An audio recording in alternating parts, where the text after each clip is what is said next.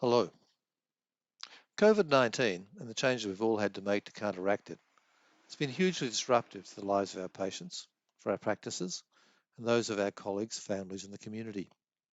This worldwide pandemic is a threat, not just to physical health, but to mental health as well.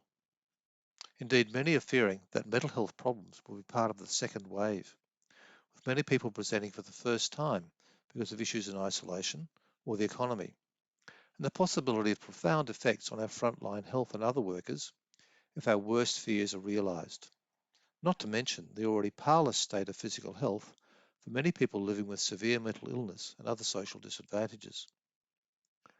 Pleasingly, there has been some recent flattening of the curve, but our future remains uncertain, and social distancing measures, which I prefer to call physical distancing but social connection, will be around for some time yet.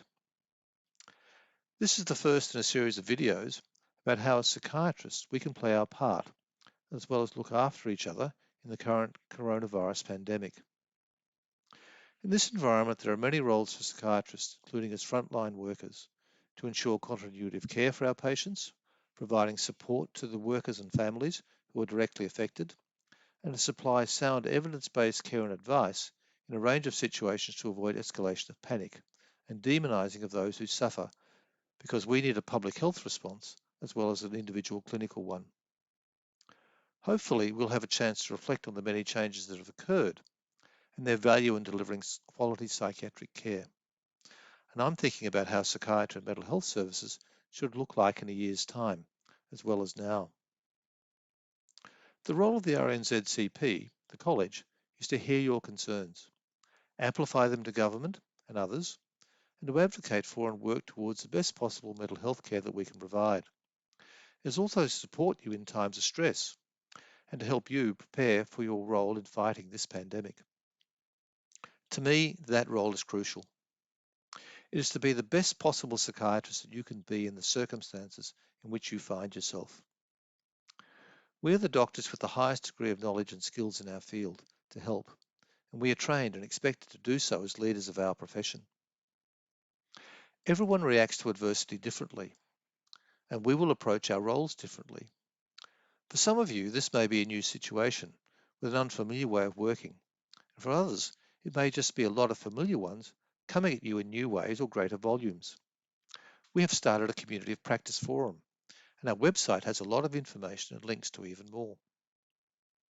To enhance that, we felt that a series of short videos by respected colleagues providing mainly practical information and the gems of theory would be helpful as a source of good ideas and reassurance that we are doing what we should to be the best psychiatrists delivering the best care that we can.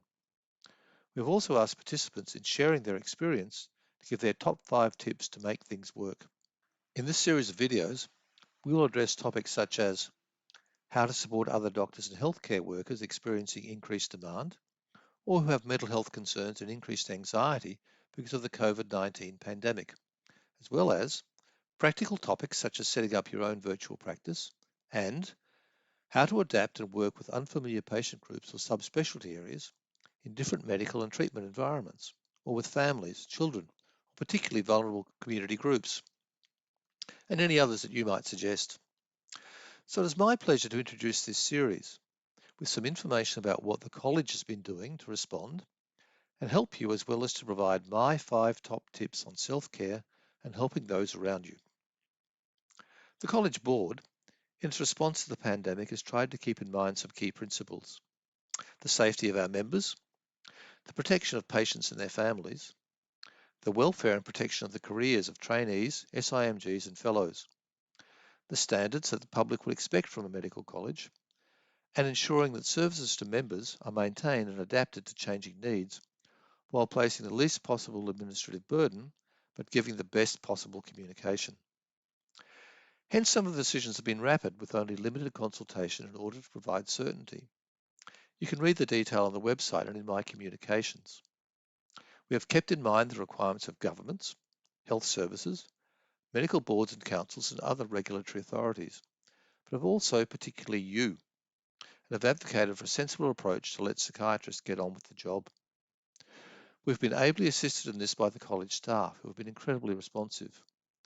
The move to off-site work has been smooth and efficient. I also want to thank those members who have written to me with suggestions and those who have contributed to the changes and review of policies, programs, statements and press releases. The most profound change has been to our social distancing to keep people safe. Indeed, we have had to cancel Congress this year and sadly may have to cancel more events as well as time passes by. Committees are not meeting face-to-face, but electronically, which has so far been quite successful. Napoleon is erroneously quoted as deriding the English as a nation of shopkeepers. The college could best be described as two nations of committees, sections, faculties and peer groups, indeed hundreds of them, wherein lies our strength, our connectedness. This quote arises from Adam Smith, a Scotsman, who in The Wealth of Nations, a seminal economic text, was actually describing the economic strength of England in its understanding of business and the need to congregate. So can the college keep its strength in the face of these threats? We will endure this, but we all need to contribute and to mirror that success in our society. There'll be more meetings, there'll be more calls for papers, but we need your support. Please read about our key advocacy areas, such as support for private practitioners and Medicare, advocating for PPE, and changes made to deal with the changed needs of members, such as giving certainty to trainees if there are disruptions to training, and taking a realistic approach to CPD requirements as well as future developments for postponed events by moving them into the online space. I am committed to keeping you continuously updated about our progress. So what are my 5 top tips for you and others? 1. Remember the changes you are making and the sacrifices you take are an important part of how we are all fighting the virus. We all have frontline and support roles, and each step counts to protect people in your community. So be proud of social distancing, not resentful.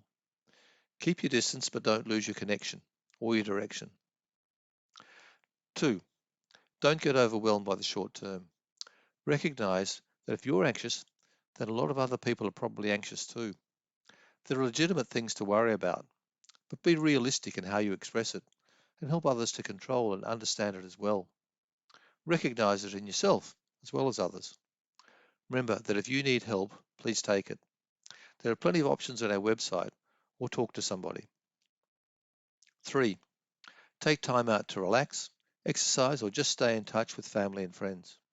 Pretty obvious, really. 4. Refocus your goals and try to have a positive achievement outside of work each day, but don't overcommit. I've just realised there's a lot of garden out there.